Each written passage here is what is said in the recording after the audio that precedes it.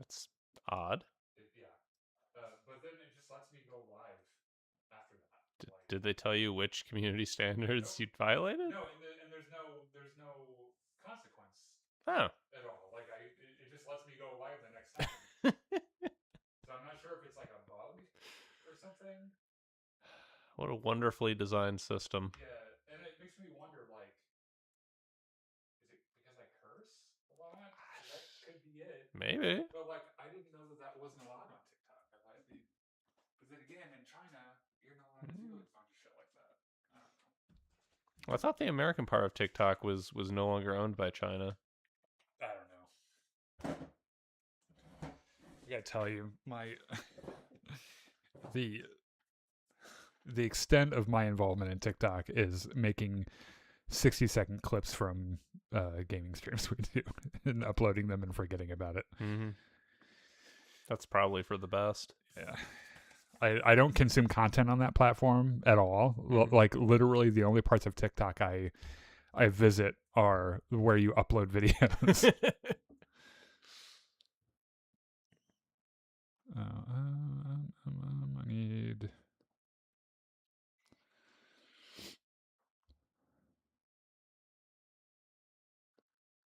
that shot from. It's pretty good. Yeah.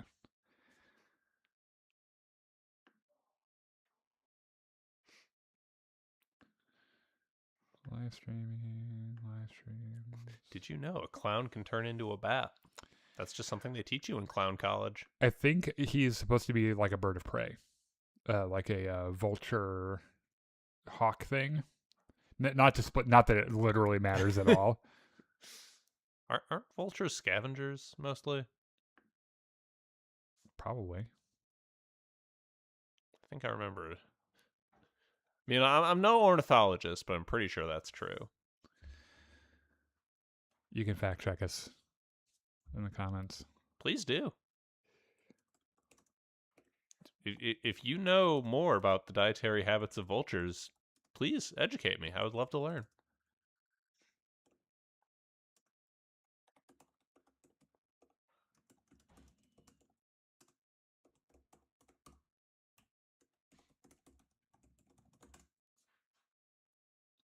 Bam. And there it is. Wham, bam, thank you, ma'am. I'm so sorry I said that. Is it, what time is it? It's 29. You know what? Let's do this. All right.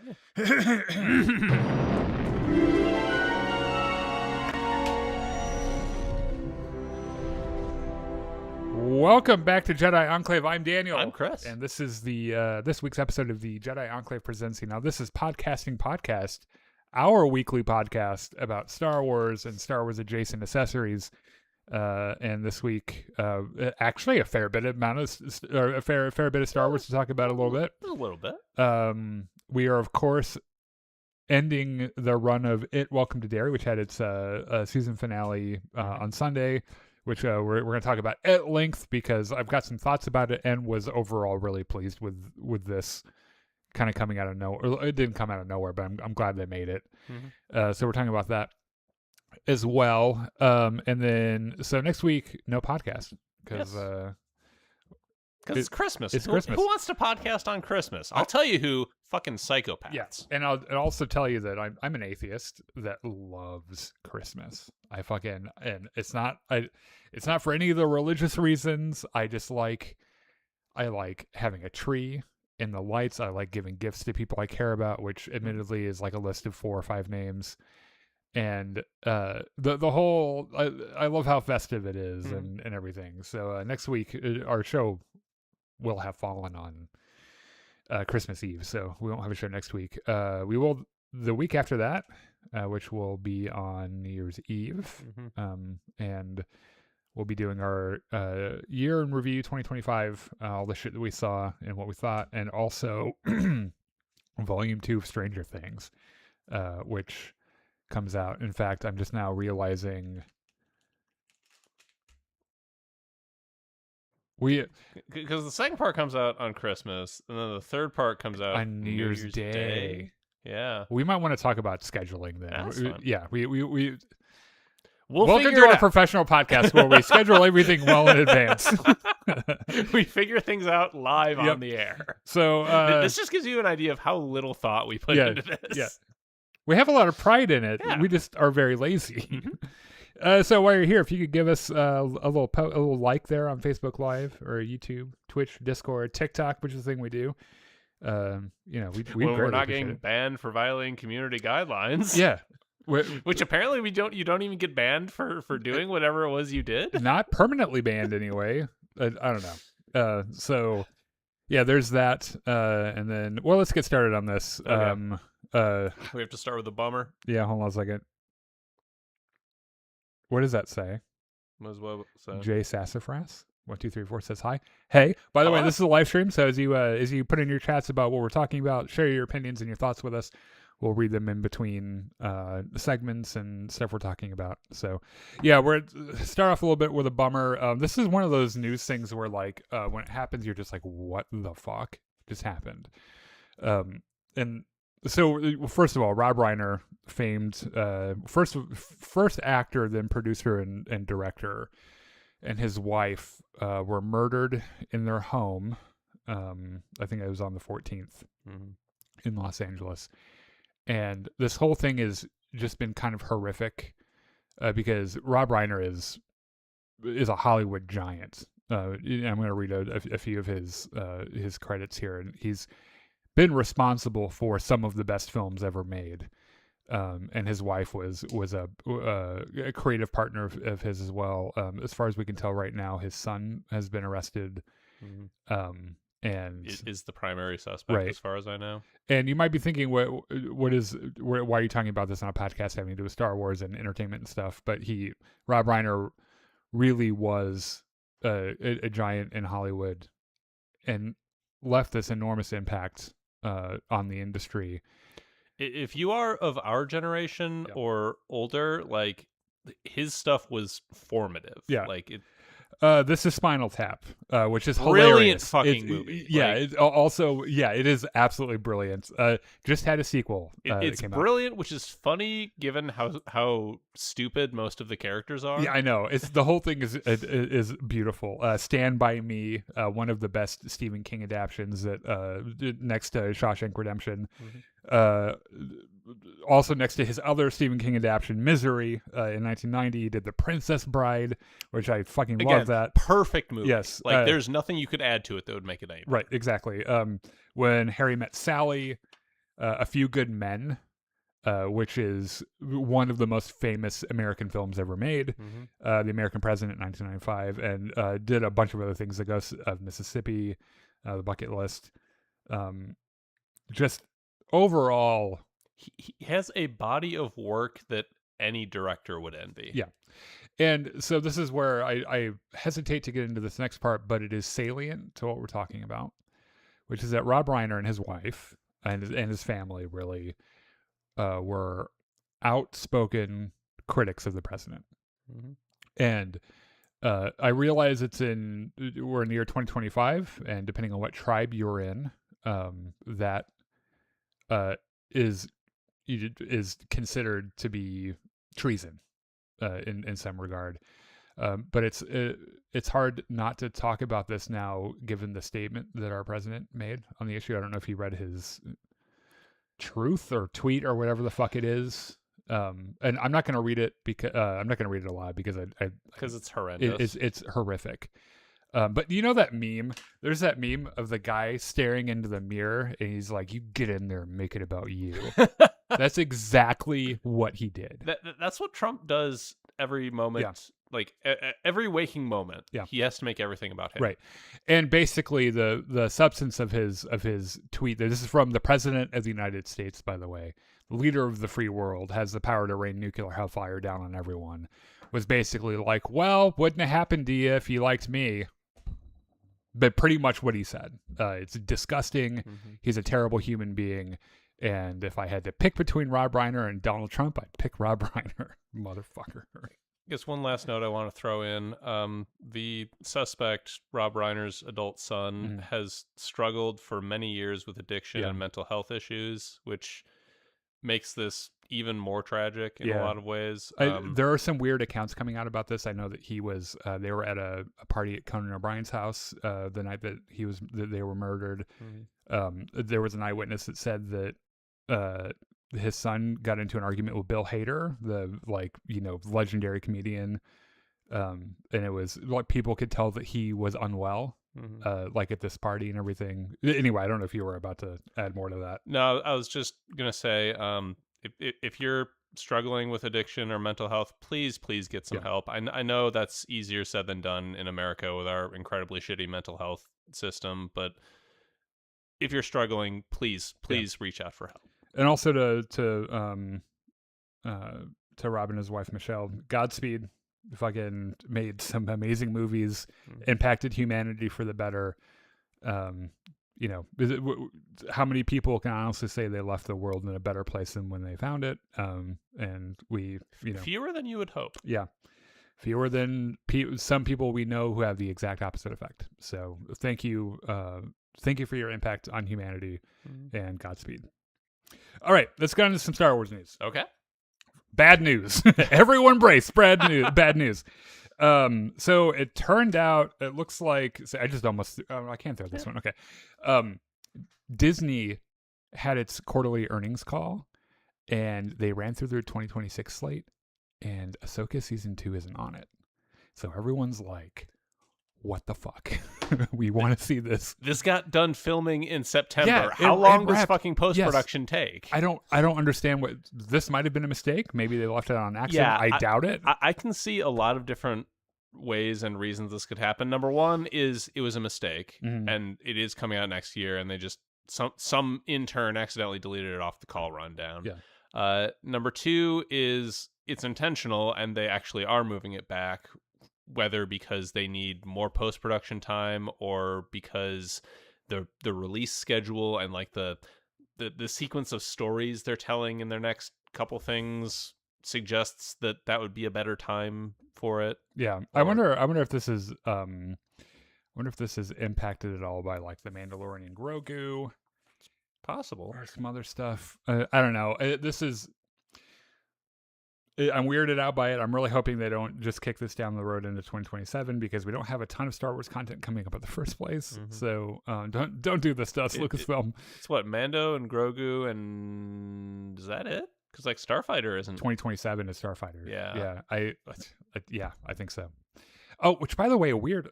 Okay, if we're gonna talk about weird, this isn't on our rundown. Okay. But I've been seeing some things. There are a couple of content creators who I trust who have seen early trailers of Avengers Doomsday. Mm-hmm.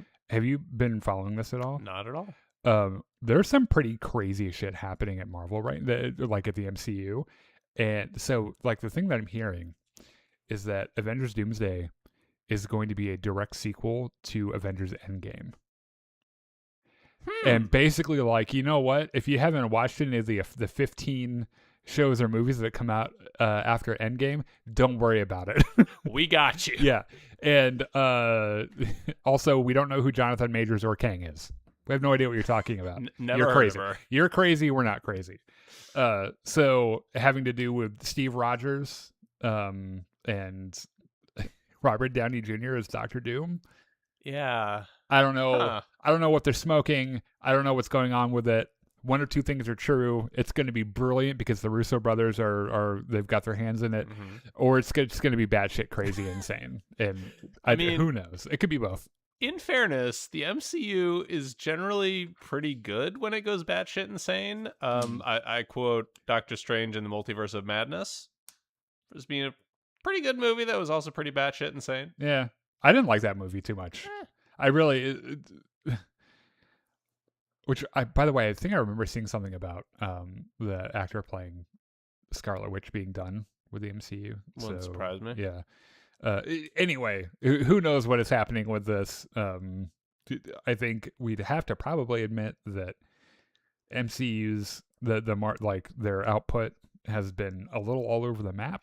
It's definitely been up and down since Endgame. Like they've had some like banger shit. Can you attribute Deadpool and Wolverine to Marvel, or does Sony get a little piece of that too? I mean, it is technically an MCU movie. Oh, not Sony. What the fuck am I talking Fox, about? is Yeah, what you're Fox. Right. Because they had the X-Men. Well, they just license own for a that long now. time. So yeah, you're right. Which, by the way, I just saw. I just saw some video. It was like a CinemaSins or something, or Cinema Wins maybe, about that movie, and I watched it, and it was like, oh right, this movie was really fun. I should, and I've only seen it once. And like Fantastic Four was good. I liked Fantastic Four. I know I had a couple of minor flaws, but I didn't. But then like at the same time, you get stuff like Secret Invasion with its weird Ant-Man and the AI. Quantum. Yeah. Right? Yeah, it's right. I don't know, dude. It's whatever it is. I hope we get a trailer soon. And if it's batshit insane but also good, I'm along for the ride. I will strap in and watch it. What was the other thing too that I was? Well, while you're thinking of that, there's one other thing that's not on the rundown I wanted to mention. Warner Brothers, who is up for sale currently, advised that their board advised their shareholders unanimously to reject the Paramount buyout attempt. Really? Yes. So they want to go with Netflix. Yes. I have not heard about this. So the argument they're saying is basically the Ellisons don't have the money. They're financing this through debt, and it's going to be extremely unstable and unreliable. So just stick with the Netflix deal. This is not the end of the story, because Paramount and the Ellison family have a lot of friends in the Trump administration who are probably going to try to block the Netflix deal. They won't try. They will. Yeah. They're like try. All they have to do is call Donald Trump and tell him he's doing a great job. And we will back up a dump truck of money into your dumb fucking ballroom if you block this deal. Right. So, which is also probably good. I don't think there's a good guy in this. Like you don't have to pick either. I don't Paramount care or who Netflix. wins. I just need Kylo Ren to lose. Yeah, I need both Netflix and Paramount to lose. God, I hate corporations so much. See, now you distracted me, because there was something else that I remember seeing something about, and now I just can't remember what it was. Fuck it, whatever. Okay, let's keep going. Jimmy says, hold on, what did Jimmy say? I saw it earlier. Good day there. G'day. Good day to you too. Matt Smith says he has wrapped filming on Star Wars Starfighters, and also got a little haircut, apparently. Apparently it's for his role. This is how starved we are for Star Wars news. We're like, looking at Matt Smith's haircut and speculating. Matt Smith got a haircut. What does it mean? Oh God. Oh God, I just remembered Matt Smith. Oh my God, we're getting House of the Dragon season 3, and if you oh my gosh. A Night of the Seven Kingdoms is next month. Oh yeah, so it is. I am so ready for that.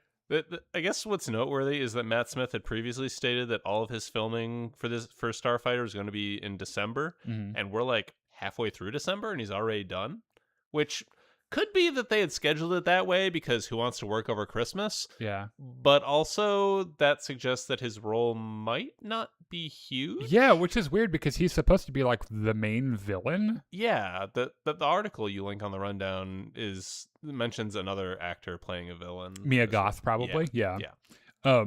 Yeah. That is weird. I don't know. A little weird, but who knows? Yeah. Okay, so 2 really big things happened last week. Game Awards. Yes, the Game Awards happened, which is honestly it has become this giant thing. Yes, and they celebrate a bunch of shit on it too. It's like 1/3 award show, 2/3 look at all these cool trailers. Right. Which I'm on board for because I fucking hate award shows anyway. Yeah. So if you're just gonna show me some cool shit, I'm there. Yeah, and I didn't even watch. I just waited for them to drop on YouTube and watched them there. So first, we got a trailer for Star Wars Fate of the Old Republic. Yes. Which got a lot of people's attention. Well, as soon as you say the word Star Wars The Old Republic, that immediately, pricks up some ears. And you know what? It leaned into that Pavlovian response a little bit. So the trailer isn't terribly long. It's also not terribly informative, but as you told me, there are some hints about what's going on. Right. I think first and foremost, it's important to point out that this is a cinematic trailer. Yes. It in no way hints at what the game will be like to play. A good way to think about this is, do you remember when the Old Republic first came out? I do. And there was that really cool trailer about the with the Sith lightsaber invading fights, the Jedi yeah. Temple and all the lightsabers, and I was like, "Oh, this is so fucking No, cool!" it did. It was one of the coolest things I've ever seen in my life, and I damn near pissed my pants when I saw it. I lived with our buddy Joe that summer here in the town where I live, and we must have watched that trailer 100 million times. It was like it blew our faces off. Now, did Star Wars: The Old Republic look like that at all? No, not at all. I mean, it's an okay game. It's fine, but it's not what the trailers represented as, which is not unique. Trailers always lie. Yeah. This one probably cinematic trailers. I feel like lie more than others. There's an old, I don't know if it's a rule, but maxim or bit of advice, which is cinematic trailers don't count. Right. Yeah. They're basically just for hype. And this one looks really pretty. Yeah. Right. So let's play like good news, bad news. Okay. So well, real quick. There are a couple of really cool shots. A ship flies across a planet, lands. This woman gets out. She walks across a big alien vista with a crashed Leviathan in the background. Well, Leviathan, we don't know if it's the Leviathan. It's but a ship of that class. Yes, it's a crashed interdictor class, which is the same class the Leviathan was a part of, which was like Revan's like ship. So, and she ignites a lightsaber. I think there's a droid somewhere in there, and that was the end. Yeah, right. It looks really cool. Has sort of an introspective sort of mood to it. Maybe that's just because it's an alien planet without very many people around. But yeah, it kind of suggests that she's probably there to look for something, or maybe, it's who can tell really. So good news, that trailer looks really fucking cool. Other bit of good news, the primary director of this game, Casey Hudson, was one of the guys who worked on the original Knights of the Old Republic. Yep. Also Mass Effect. Yes, Mass Effect as well, because he was a BioWare for many, many years. Yeah. Let's talk about some bad news. I'll let you deliver the bad news. Okay. That way everyone will like me more. So to start with, the studio that is making this game was founded this year, meaning that the people who are working there started working together this calendar year. Compound this with AAA game development taking a really fucking long time nowadays. Longer and longer by the minute, And people in the know are saying, like, we're probably not going to see this game until 2030 at the earliest. At the earliest. If we see it at all. Which is the other thing too. I don't share that degree of pessimism, but I see where you're coming from. I know the thing that I think the obvious specter that's looming over this is that 4 years ago, we got a trailer for a game called Star Wars Eclipse. That 4 years ago was the last official news we'd heard about it, and I think all we've gotten since then is like a couple interviews with David Cage where he said, "Oh yeah, it's still happening." Right. Which you think that we would have learned something new about it, at least at this point, a little bit, and because it's the nature of cinematic trailers being kind of self-masturbatory and deceptive, and maybe I don't know, maybe I'm turning into more of a pessimist, but I would love to see. I need new Star Wars games. I really wish they would hurry up and make the new Jedi game, or the Battlefront 3 or something. So like I want new Star Wars games, but at the same time, 2030 looks like it might be a really generous projection. Yeah, and I don't know if humanity has that long, dude. Like, unless we colonize Mars. We might not be playing, like, we're never going to see these Star Wars games. All jokes aside, like, it would be nice to actually have something between now and in 5 years from now. There's one more thing to keep in mind about cinematic trailers, which is that they're not really meant for us, the consumers, all that much. They're really, number one, intended as job listings for developers saying, hey, come work on our really cool game. It's got these really cool ideas. And number two, Good for investors probably as well. investors is the other one. Did I steal your thunder? I wasn't sure if Yeah. that's where you were going. Either investors who have already put money into this saying, oh, there's my money They did at something. work. Yeah, or they did something. People that they're trying to attract saying, hey, look at this really cool thing. It's going to make a ton of money. Don't you want some of it? Yeah. Just slide a couple bucks into our thong and we'll see what we can do for you. Dance for me. I just also remembered, didn't they announce Star Wars Zero Company a few months ago? And that still doesn't have a release date either. And that, I think that, didn't that trailer even have gameplay in it? I think so. It was further along. I don't know. I don't know what their deal is. Game development takes a very long time, especially and it when is very expensive too. Especially when it's something licensed like this, where the license holder is going to lose money, exert a little bit of quality control over it. Oh, we're thinking about different things. Yeah. Famously, game development companies don't like doing licensed stuff. It's one of the reasons why EA Dice is like, we don't want to do another Battlefront. We want to do our own IP because they end up breaking even on it. Really, they don't make a ton of money from it, and it's not, it kind of monopolizes their. Well, the money people don't like doing it. I'm sure there's a bunch of. I'm sure the devs and talent saying like, we would fucking love to make another Star Wars game. From a business perspective, it doesn't make a ton of sense. Yeah. Star Wars Galactic Racer was another trailer that we saw, and this was something so the week before last, we were talking about some leaks that we saw from an industry, a somewhat reputable internet leaker. What gave a novel testable prediction, which was, hey guys, the game trailer you're going to see is going to end with the word racer. And sure enough, we got a trailer for Star Wars Galactic Racer, which leads me to believe this leaker probably that they might have actually known what they were talking about. Right, yeah. Either they knew someone who gave them some information, or they're personally involved somewhere in the production line of this. So this is going to be Star Wars Galactic Racer, a new Star Wars racing game that was unveiled at the Game Awards. With the first trailer released on StarWars.com, it represents a fresh take on high-speed racing within the Star Wars galaxy. It reminds me a whole bunch of. Did you ever play Episode 1 racing? Yeah, on the N64. And from what we can tell, the timeline here is that it's after Return of the Jedi. There's a comment in the trailer about the Empire not being around anymore. And which that part of the timeline is starting to crowd up a little bit. A little bit. Not nearly as much as between Empire and Jedi. Yeah. Which I don't think they can. I think we have every second of everyone's life in the galaxy accounted for between Empire and Jedi. Yeah. So, a couple of cool shots of the racing. There's stuff like speeders and pod racers and swoop bikes. Yeah. Now, hopefully, this ends up looking like solid and not like a mobile game, which I like.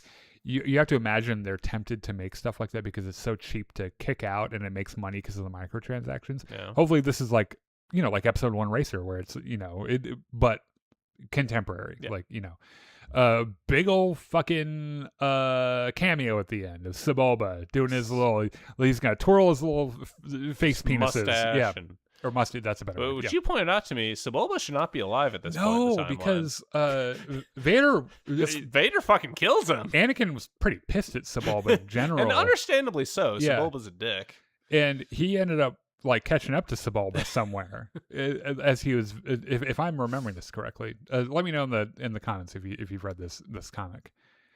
But caught up to Sebulba and was like, "Hey, you were a complete cock to me," and Sebulba's like, I've never met you once in my life. Well, now you're going to meet my lightsaber. Yeah, and he's like, well, you have, but we're not going to talk about that. And kills him. So, I don't know. Like we were talking about earlier, comics are kind of like canon-ish. I mean, this is a pretty harmless retcon, honestly. I don't know that people care about Sebulba that much. Right. I don't need Sebulba to be dead. Though I will say that comic, I was like, all right, that's pretty cool. So, we know about as much about this as we do the other game. We do know it's going to be PlayStation 5, Xbox Series X, and PC. Mm-hmm. So, hopefully, it's fun. I can get behind a good. Yeah. I can get behind a good racing game, as long as it's Star Wars. Otherwise, I don't know how much I care about it. This is a weird thing, but Disney and Yeah. OpenAI have struck a deal, a 3-year licensing partnership that will let OpenAI's Sora platform generate short, user-prompted AI videos using more than 200 characters and elements from Disney, Marvel, Pixar, and Star Wars franchises. I have so many thoughts about this. I do. I'm starting to become really conflicted by this. Let me just say first of all that I mean, I'm not conflicted at all. I think this is fucking stupid. I and think AI this is terrible and should. I'm not sure if I think that this is a nuanced issue that I don't think any one general statement could be made. I there are instances we were able to map different proteins using AI Mhm. that led to significant medical breakthroughs for treating different kinds of cancer. Sure, like those are the use cases that AI should be used for. But Yeah. like making stupid videos that require lighting the Amazon rainforest on fire. That's the thing too, is that when you the cost of like basically until we have fusion power, like we've kind of generative grown AI out of our is not a good idea. or at least if we maybe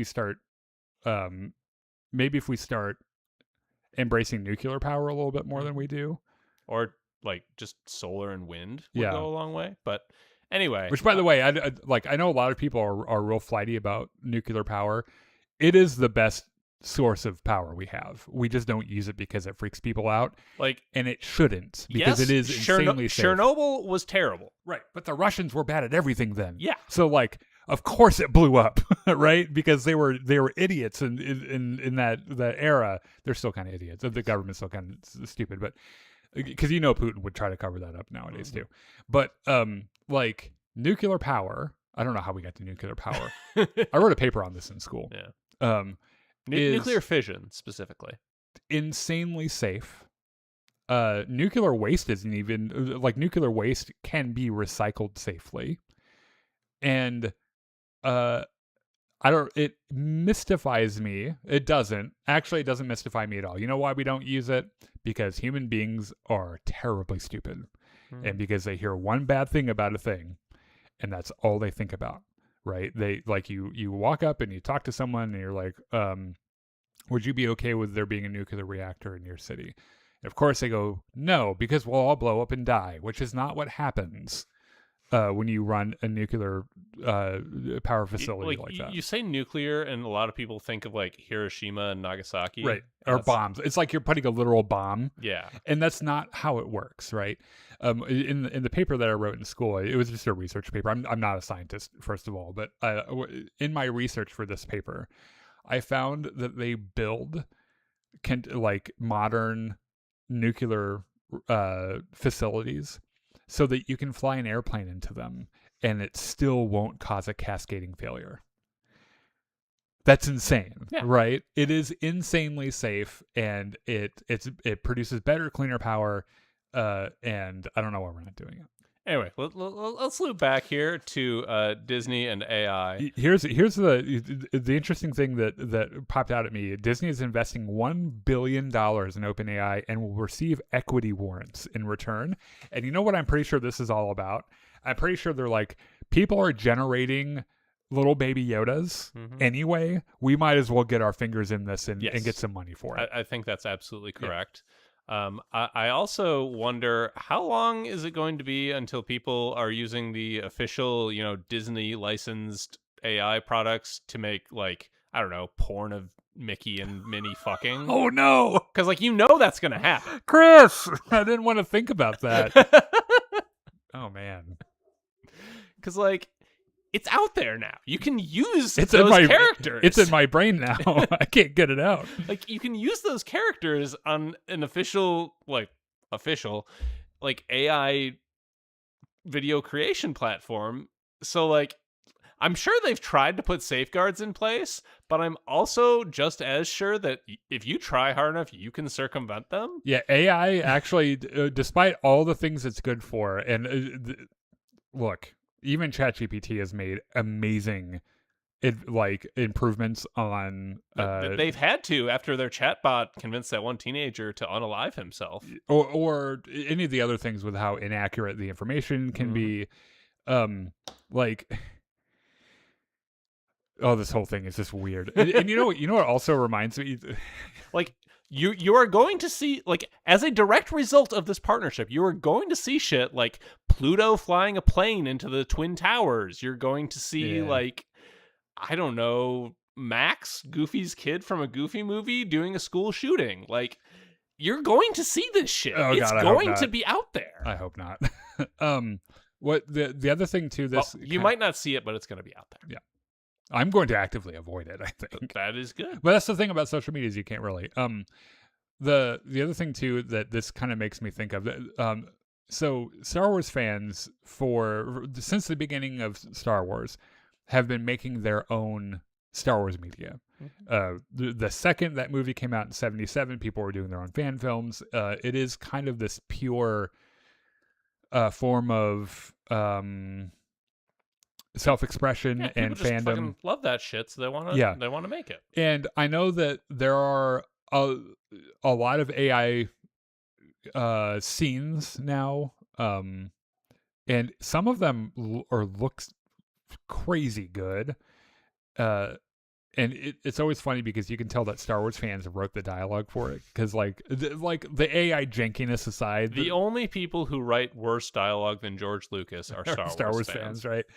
But I did happen to notice. Look who they learned it from. Yeah, I did happen to notice the other day that professional internet troll Star Wars Theory, his entire thing now is just reacting to fan-made Star Wars AI.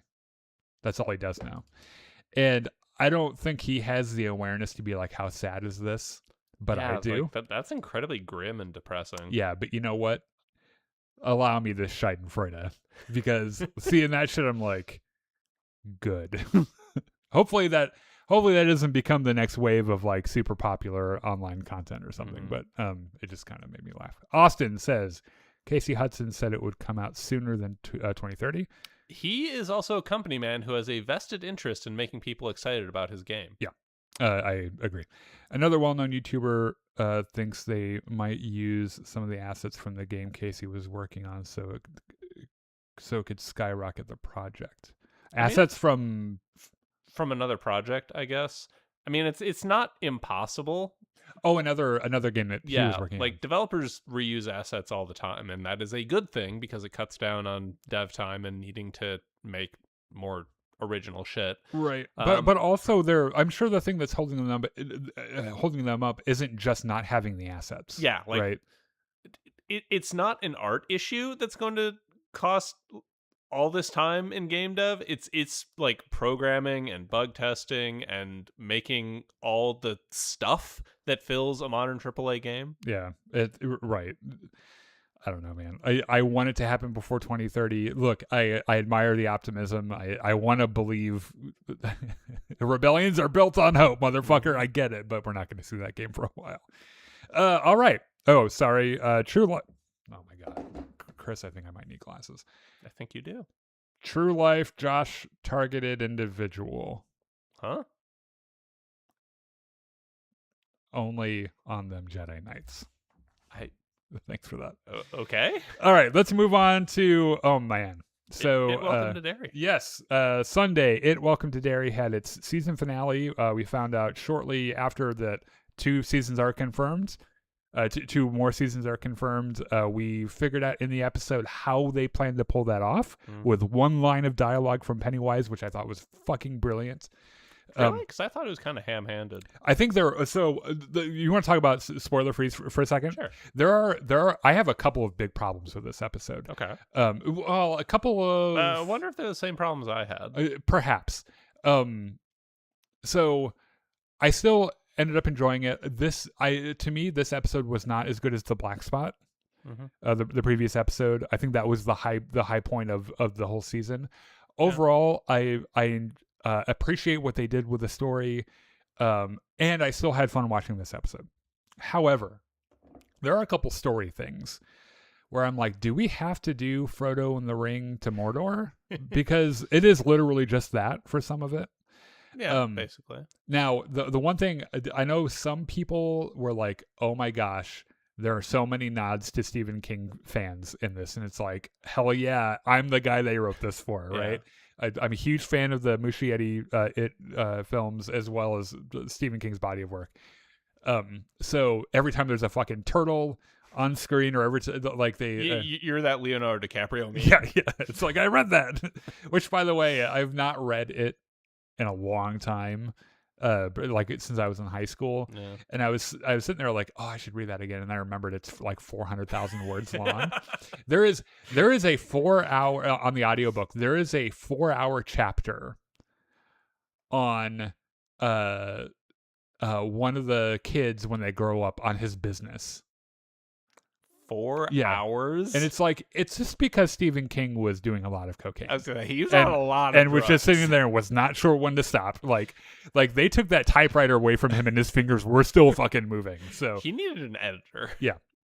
So where was I going with this? So yeah, the that thing, the taking the ring to Mordor thing, I thought was weird, and we don't need to do that in this at all. I thought that was fine. I think it added some urgency to them needing to do a thing. Yeah. Which I can appreciate, but it's, I don't know. General Raiden. By the way, have you seen any of the old Mortal Kombat movies? Yes. Like the real shitty live action ones? Yeah. Did you realize that the guy that plays the general was Raiden in one of them after Christopher Lambert? I didn't. Yeah. A much younger version of him, but yeah. Huh. So General Raiden has perhaps the dumbest rationale for doing what he's doing. Yeah, he's not a well-written... Like, they needed a human villain to make this season work, I guess. And they didn't need it. They did not need it. Pennywise was good enough villain for the whole fucking show. And, what's insane to me is how long they kept Pennywise out of the audience eye in this season.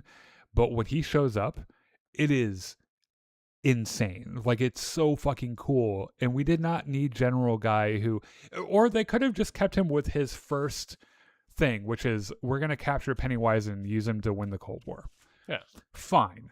Is it stupid? Yes. But let's be honest. And I'm saying this as a man whose entire side on my dad's side of the family was in the military. Military guys aren't usually the smartest people, right? So I could buy that. Mm-hmm. But him, like, this right turn into, oh no, actually we're not trying to capture him. I want to set him loose on all of America so that everyone, myself included, for some reason will be absolutely too terrified to fight one another. Mm-hmm. Dumb. Just fucking dumb. Yes. What were your thoughts? Things you liked? Don't be negative. I like this show a lot. Okay. You can be a little negative. I'll start by being a little bit negative. Okay. I feel like they tied up everything a little bit too neatly. Like there's a reference to one, like,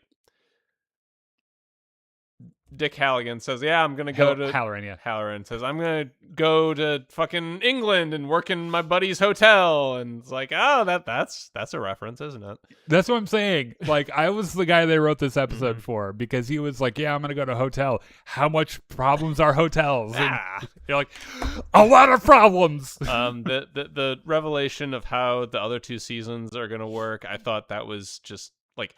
I was rolling my eyes, like, really? Of course. I thought that aspect of character building for Pennywise was very interesting to me. It felt too blunt and ham-handed, I think. Yeah, I don't know if I agree. What else? Let's see. I guess I can be positive now. Pennywise is fucking terrifying. Bill Skarsgård, dude. He is so good. Yeah, and you know what's... This is the role he was born to play. I've never seen him in anything else, and I don't know that I need to. You know what's insane to me about Pennywise is that he, most of the time, is horrifically terrifying, but just 15% of the time, he's fucking hilarious. Yeah. And it's like... There are moments where you're like, I really like that guy. It's a combination of good writing and good direction, but also Bill Skarsgård is a genius. Yeah, there's a bit in the episode where they use the dagger to scare him, and he just jaunts away. Yeah. It is so funny. All right, let's get into the plot a little bit for Okay. this. 1962, they've set Pennywise loose. He was sitting in his little hibernation bath and opens his eyes, and now a large fog has descended upon Derry. And everyone's freaking, and there's this really funny shot. The camera's in a storefront, and there's this baby carriage that rolls by. Yeah. Like someone was like, "Fuck this," and just ran away. And somehow the military is able to track this fog and everything. I guess they have radar or weather stations or something. Whatever it is. Yeah. The opening for this episode is crazy, where the kids are all at school. There is an announcement over the PA system. All the upperclassmen can go home because Pennywise has no interest in older kids. Underclassmen, come on down to the gym. We're having an assembly. Yes, and he puppets. Like the principal is like out in front of the curtain with a spotlight, and you find out that Pennywise is puppeting him like a fucking, like his hands like in the back of his head, and he oh my gosh, this is gonna get us in trouble on TikTok. Tears that motherfucker's head off, tosses the body, and all the Fucking kids drop kicks the head. And all the kids are like, yeah, just like right. And he sings them a song. Yeah, does a little dance. Yes. And... hilariously, the lyrics of this song are something. I miss your faces, and they taste good or something. Yeah. He really likes eating faces, by the way. And then, bam, hits him with the deadlights and does the Pied Piper thing, where he is like... Fucking hops onto his carriage, pulls out his tuba for some reason. Sousaphone. Was not a tuba. Sousaphone, and just fucking rides off into the woods with like, all the kids floating behind him. He's like, little babies, we're going to the sewers. Lily, Ronnie, and Marge discover... So they get down from that standpipe thing. And they notice the fog, and they notice a bunch of missing posters. One of them is their friend Will, Will Hanlon, who they're like, oh shit, well they got him too. So they're like, well, how are we gonna catch up to him? And one of them's like, well, they go to the school first. Hang on, we have the dagger, right? Yeah. So that's helpful. That will he help. was really scared of it, right? But how are we gonna catch up to him? Let's all three climb onto Ronnie's bike while she pedals us. Doesn't work. This clearly is not going fast enough. Very bad, yeah. Marge's like, hey, I'm going to steal that milk truck. Yeah. Well, okay, so there is this whole... Marge the one-eyed girl, by the way. Oh, yeah. Which, by the way, now that we know who she is, in relation to a different character in this in the universe, this kind of tracks. That revelation also made me roll my eyes, but only because you told me about it last time. You know what's really funny is that we watched that scene from It Chapter 1 where Richie Tozier says, we're gonna have to kill this fucking clown. And she says it, and that's another thing that fucking I rolled my eyes at. There was a big wink at the camera for that, and I was like, you know what? But I like that part of the movie, so this is fine. This is really funny part. It's not actually. It's funny, but it's not. They roll up to the milkman, and they're like, "Oh God, they got the milkman!" But Ronnie goes, "Aw," it's like really kind of funny. Yeah. But yeah, a fucking Marge is like, you know what? I've never driven in my life. I only have one eye. Let's fucking go. And they jump into the milk truck and they follow the trail of trail. Blood. Yeah. Which is just always a good idea when you're in horror media. Just follow the trail of blood. What could go wrong? Right. Dick Halloran's not having a good time. No. Since Pennywise opened his mind box, there are dead people everywhere. Since he talked to the dead people. And they know that he's there, right. And they can't be normal about it. All these fucking dead people are like, oh no, we're going to be real weird. And they like drag themselves across the corner of the room. Well, in fairness, they probably think they are being normal. They're just dead. So like, Major Hamlin realizes that Pennywise has his son. Because he gets a phone call from Pennywise.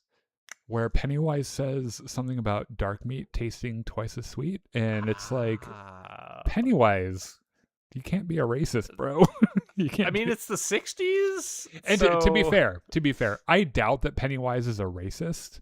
Like, yeah, they probably all taste equally delicious, right? But that's the thing he could say to him to try to get under his skin. But like Pennywise's whole thesis there is, what scares the man who physically cannot feel fear, right? And he's like, I have your son, that's what. And he's like, that's enough. That'll do it.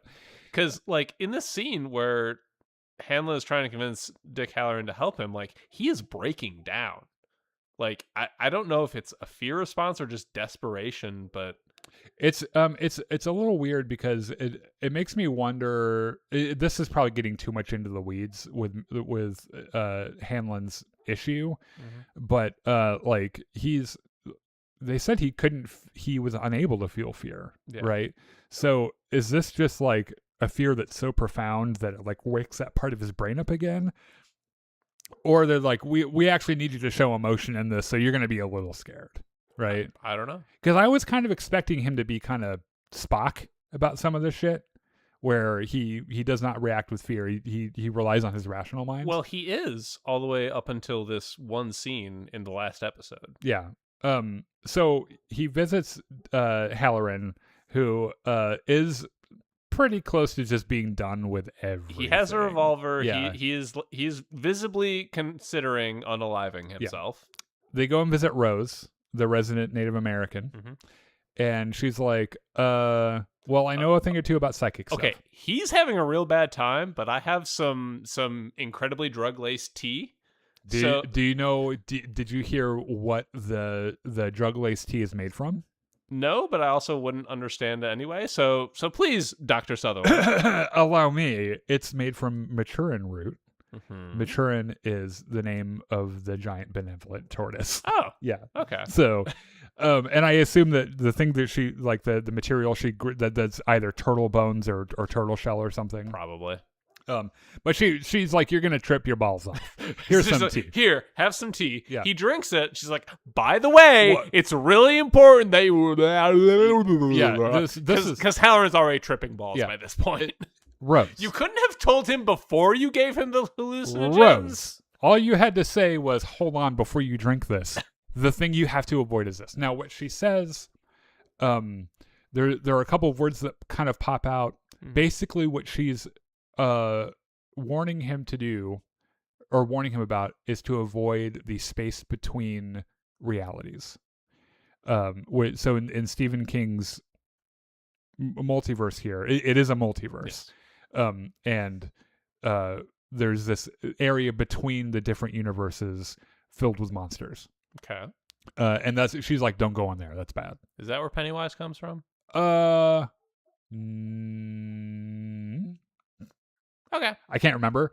I know that there's a if you've seen The Mist, another Stephen King thing, a lot of fan speculation is that the monsters from that came from that area and they were like zapped in. Okay. Because of the military or something. So anyway, yeah, I don't know what the fuck was up with Rose, but this is another one of those storytelling things I wish they'd stop doing, where she waits until after he's already tripping balls to try to tell him something important, and it doesn't end up being a big deal anyway, right? Yeah, I think that was another one of those fan service winks and nudges. Yeah. So Halloran uses his power to locate the dagger, and he's like, oh, all of our kids, or at least Hamlin's kid, well, first of all, Hamlin's kid's with Pennywise. Ronnie's dad, he's like, all our those kids are just out there trying to hunt Pennywise. Yes. And Rose is like, oh no, that's a terrible idea. And Marge picks like this moment to like swerve off the road and crash into a tree. And they of course lose the dagger because they have to. Yes. Lily does not take this very well. And freaks out and finds it and like grabs my precious. Yep. Literally, almost what she says. They do a very cool sound with her voice thing, where they like digitally distort it. Yes, yeah. But they all kind of they reconcile though. The three of them they stop fighting. And Marge and Ronnie convince her to give it up, and they're like, okay, we're just going to rotate this around. Like, we're all going to carry it for a few minutes at a time, and no one's going to get super corrupted by the ring. Oh, also, Rose tells them, like, okay, now that you've destroyed a part of this beautiful fucking cage we built for this interdimensional murder thing, thanks, by the way. We need more space rock, and the only space rock we got is the dagger. Right, and if we put it here on this one spot on the map, it should contain Pennywise to Derry. Rebuilds the fence. Right. I had a question about this, actually. Okay. This is apropos of nothing. In the source material, the original It, is this fence ever mentioned or referenced? Yes, it Okay. is, I think. Okay. Oh, God. I just wanted to make sure that the showrunners weren't just pulling this out of their asses. No, because there was a reason that he... Let me get back to you on that. Okay. I really should read that book again. I just don't I don't have the 20 years to dedicate to it. Can't be that long. So basically they're like, well, let's all run out there and rebuild the cage, Yes. or whatever. Now, So Pennywise knows that this is where he needs to go, Yes. to get out. he can sense the hole in the fence. There's this really cool detail where there's a river, and his... The fog has frozen the river. Yeah, and so he's so- just driving his carriage right over it. This is hilarious, by the way. He's in his like pageant carriage with a sousaphone, with a line of kids behind him, and Pennywise looks like he's having the time of his fucking life, right? He's like, I've got meals for a long time. I'm gonna get out of fucking Derry because let me tell you, Maine sucks. This place fucking sucks. I hate being in Maine. I want to go somewhere else. And statement made by anyone who lives in Maine. Right. So the kids... I'm assuming I've never been there. We don't even know if it's real. So the kids run out there on the ice. They find the kids, and they find Will, who's at the front of the line, floating with all the other kids. They all start jumping up, trying to grab him and pull him down. And Pennywise sticks his head out the back of the carriage, and is like, "Oh, well, it's you guys. You can be with us. Like you're welcome to join us." He calls them, what does he call them? The freak. The freak, the failure, the something else, and every time he says a new word, he emphasizes it by squeaking his little like thing. And this is the part where whoever's holding the dagger, Lily probably, I think it's Ronnie at this point, like kind of lunges at him. He's like, "Whoa!" And Pennywise is like, "What?" And then just goes and just jumps away into the mist and starts running around them. Yeah. And shit. And this hilariously long arm comes out of the mist and grabs Marge and pulls her. Because while Pennywise might be an interdimensional eldritch horror, he is also a clown. Yes, and to be fair, a good fucking performer, just in a very strange way. So he pulls Marge to have a little one-on-one with him and her, and he calls her Marge Tozier, and she's like, "What the fuck are you talking about?" And he's like, "Oh wait, that hasn't happened yet." Now, all the fans of the Muschietti It movies were like, "Oh my god," or really, the book as well. Because it was a fan theory throughout this whole season that Marge was the mother of Richie Tozier, which is now confirmed in the show, where he shows her the missing poster with Richie, who's played by Finn Wolfhard, and is like, "By the way, your kid kills me," and Marge is like, "Oh, that's great. That's nice. That's great." Yeah, and he's like, "Your son brings about my death, or is it my birth? I really don't have a fucking clue because I get them confused sometimes." Yes, because apparently Pennywise experiences time differently than humans do. Is this referenced in the source material at all? I can't remember if it's specifically mentioned, but it makes perfect sense that Pennywise, being from another dimension, would not experience time the same way. This is something that bugged me because it felt like it was way out of left field, and like there was never any reference to it earlier in the season, or any sign that this was the way he experienced reality. So there's a line when we get to a part we're gonna get to here in a second. We're gonna hit on two big things and probably be done because I don't want to be here really late. But he tells the character, "I am a god. I am the eater of worlds." That is true. Like him being contained in Derry has vastly crimped his style, right? Yes. That's why he proceeds to fucking skip to the exit. Yeah. Oh yeah, he's very excited to be out of there. So like him experiencing time that way that makes sense. And this also sets up the fact that I always thought it was weird that Muschietti is delivering the next two seasons going back in time. So the next one's going to be the Bradley gang massacre, and then they're going to go back from that to the ironworks explosion. And so basically what it looks like they're going to be doing is Pennywise trying to figure out who he needs to kill to have none of this ever happen, right? So we get a sense of how insanely powerful Dick Halloran is, which is he is able to trap Pennywise in a thought bomb, pretty much. Yeah. And it's really funny because he's about to eat Marge. He's like teeth out and everything and shit. And he just like freezes. And she's like, well, I'm going to go. Goodbye. And then slinks off. And Pennywise wakes up in his carriage as Bob Gray with the Carney Barker. Like, we thought you were a guy. What the fuck's wrong with you? We found you in the woods. Pennywise is like, I'm not Bob. What the fuck is happening? I am a fucking god. Get down on your knees and worship me before I eat you. He's like, I was just about to eat a kid. What am I doing here? He ends up figuring it out. Yes. And he's able to snap out of it, right? Because Halloran gets distracted and Pennywise sees that the skin on his hand doesn't match the rest of his disguise and then pulls the face off and stick out. Now, just a fun little lore thing when it comes to this character and power scales. So we know that Dick Halloran ends up working at the Overlook Hotel. In the book, he survives, by the way. Jack Torrance doesn't kill him. In the Stanley Kubrick film, he kills him, but the most Stephen King fans just kind of ignore that bit in the film because he doesn't die.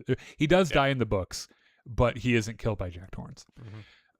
He's in The Shining, teaches Danny how to use his shine, and how to do the mind box thing. Yeah. And when he's talking to Danny, he tells him, like, if we're making a comparison here where shine ability is concerned, like, I'm a pistol and you're a fucking atom bomb. And that ends up coming back in Dr. Sleep when Danny, as an adult, meets a girl who has even more like shine, even more power than he does. And it's just this whole cool thing that could be an entirely different show, like an entirely different Stephen King thing. So anyway, the kids are getting closer to this tree. They need to bury the shard. The military has shown up. They killed Taniel. Motherfuckers killed Taniel. Yeah. The general goes up to Pennywise, and when Pennywise snaps out of it, Pennywise just eats him. This is so fucking funny. Where the general's like, "Hey, don't worry, man. We're gonna get you out of this. You're free to go." Yeah. And he wakes up and he's like, "Okay, go. Be Pennywise. Be free." And like Pennywise walks past him. Wait a minute. Yeah. I know you. I love how his thing is he walks past him and he stops and he's like, oh wait, my thing is eating people. I'm gonna eat you. Yeah. And just eats him, right? Dumb character. I'm glad he died. So the kids are trying to carry the dagger to the thing, except it's fighting against them, so they all have to work together. Yeah. And then I love this bit. Okay, so they're having a lot of trouble getting the shit across the finish line.